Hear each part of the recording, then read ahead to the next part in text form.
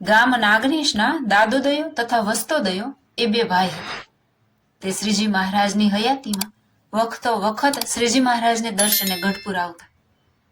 પછી મૂળજી બ્રહ્મચારીને પૂછે, જે બ્રહ્મચારી, આજે કોઈનો થાળ છે?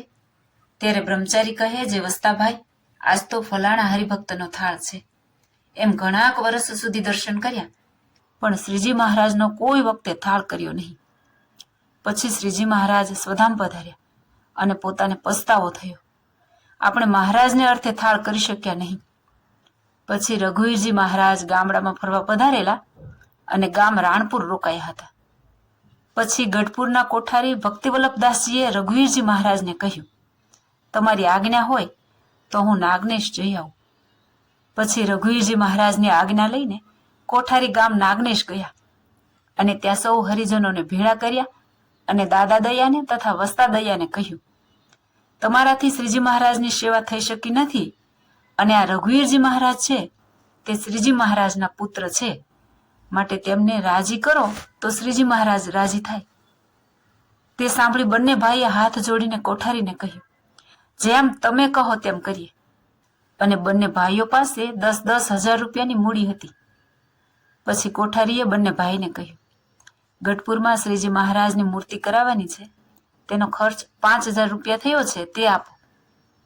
અને 1,000 રૂપિયા રઘુવીરજી મહારાજ પાસે મેલો અને 1,000 રૂપિયાનું અહીં મંદિર કરાવો અને 1,000 રૂપિયાનું સદાવ્રત કરાવો. એટલે અહીંયા જે સંત આવે તેમને પ્રથમ તમારી રસોઈ અપાય. અને 1,000 રૂપિયા તેમની દીકરીઓને અપાવ્યા. અને આગલે દિવસે એકાદશી હતી.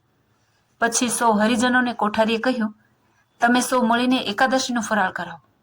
એટલે તેમાં કંદોઈ હરિભક્તોએ કહ્યું, અમારે પેંડા કરાવી આપવા. અને કણબીએ કહ્યું, અમારે દૂધ આપવું.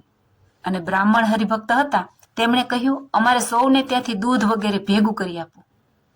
અને બારસને દિવસે દાદા દયા તથા વસ્તા દયાની રસોઈ કરવી એમ ઠરાવ કરીને કોઠારી પાછા રાણપુર આવ્યા અને નાગનેશથી ગાડા લઈ સૌ હરિજન મહારાજને દર્શને પધાર્યા.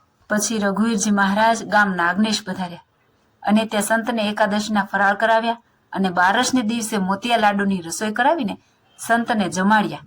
અને સાંજે રઘુવીરજી મહારાજને કોઠારીએ કહ્યું, મહારાજ, સોનેરી વસ્ત્ર પહેરો, હાથીએ બેસીને ગામમાં પધરામણીએ જવું છે.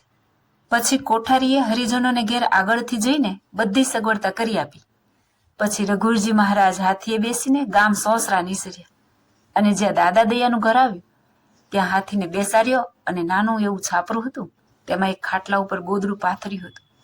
તે ઉપર રઘુવીરજી મહારાજને પધરાવ્યા અને 1,000 રૂપિયાનો થાળ ભરીને રઘુવીરજી મહારાજને ભેટ કર્યો અને 5,000 રૂપિયા મહારાજની મૂર્તિ કરાવી તેમાં આપ્યા અને 1,000 રૂપિયા હરિકૃષ્ણ મહારાજના થાળ માટે આપ્યા. તે લઈને રઘુવીરજી મહારાજ બહુ રાજી થયા અને કોઠારીએ કહ્યું, આ બે ભાઈથી શ્રીજી મહારાજને અર્થે થાળ થઈ શક્યો નથી અને તમે તો ભગવાનના પુત્ર છો, તે તમે રાજી થાઓ તો શ્રીજી મહારાજ રાજી થાય.